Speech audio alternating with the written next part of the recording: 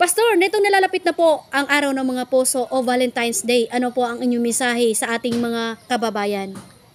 Bale, mga kababayan, ako po ay bumabati sa inyo ng maligayang araw ng mga puso.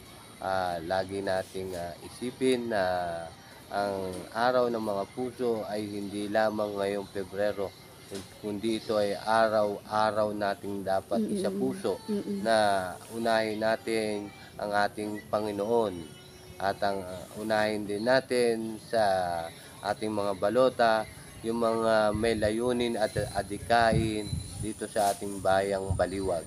Sapagkat nasa inyo ang nakasalalay ang magiging kinabukasan ng ating bayan. Kaya ito po ang inyong lingkod. Maglilingkod, hindi tatalikod, Pastor ng Bayan, Pastor Edgardo Cardo Soriano, number 28 po sa Balota, inyo pong ihalal. Maraming salamat po, kabaliwagin nyo.